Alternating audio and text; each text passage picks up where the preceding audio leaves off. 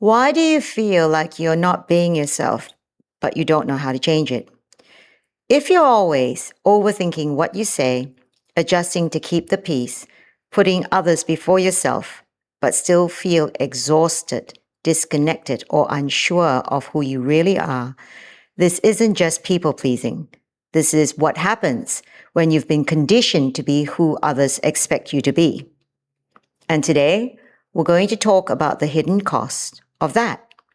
Hi, I'm Sandra Rives, transformational authenticity coach and counselor, and I help people break free from people pleasing, reconnect with who they truly are, and build a life that actually feels like theirs.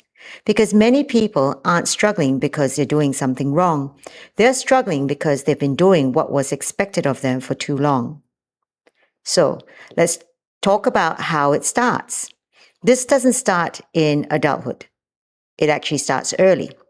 When you learn things like be good, don't be difficult, keep the peace, think of others first, and none of these are bad on their own.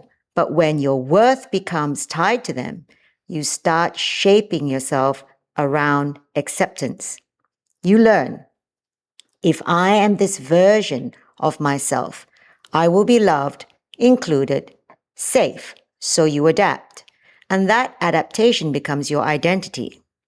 However, there is a hidden cost. Being who you're expected to be comes at a cost.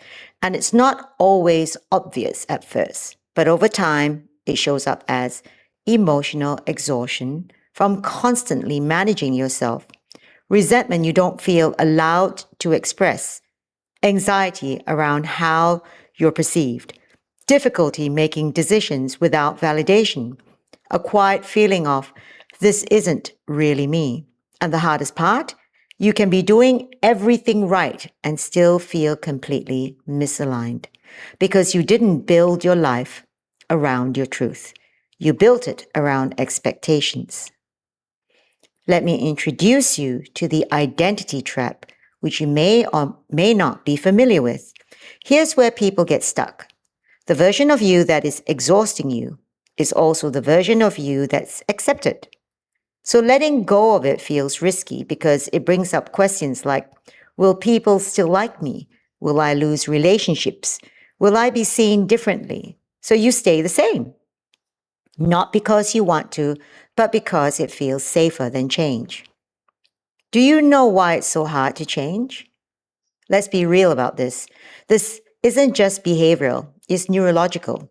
Your nervous system has learned this version of me is actually connected to connection and safety. So when you start to set boundaries, speak honestly, stop overgiving, your system reacts, not because it's wrong, but because it's unfamiliar. And unfamiliar feels unsafe. The tragedy is what it costs you long term. You see, if nothing changes, here's what continues. You keep abandoning yourself in small ways. You keep second guessing your decisions. You keep prioritizing others over your own needs. You keep feeling like you're living beside your life, not actually in it. And eventually, you don't just feel disconnected from others, you feel disconnected from yourself. So, let's say you decide to make a change and you start to choose yourself.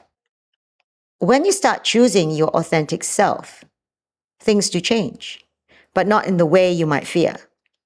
Yes, some dynamics shift. Some people may respond differently, but also you feel clearer, more grounded, more certain, less exhausted, more aligned.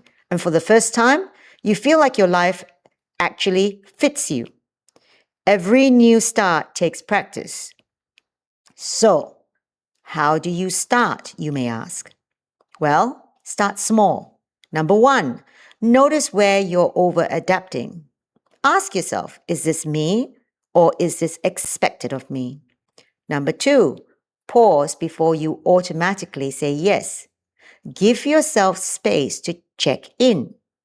Three, practice safe honesty. You don't need to be extreme.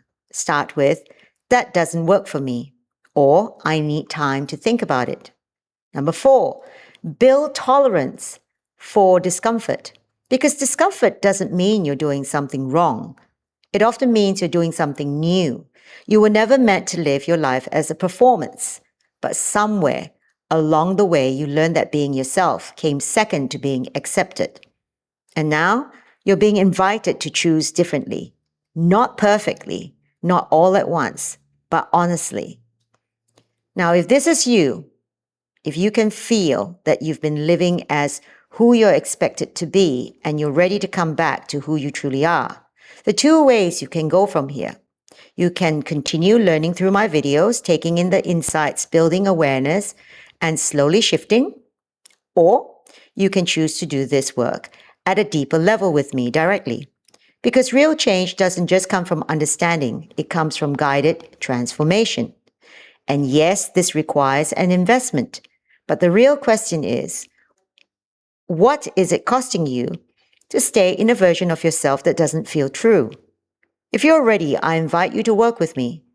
Like, subscribe, and share this with someone who needs to hear it. And in the comments, I'd like to know, where in your life do you feel like you're being who you're expected to be? Please feel free to express yourself, as I will read every comment. And remember, authenticity is always welcome here.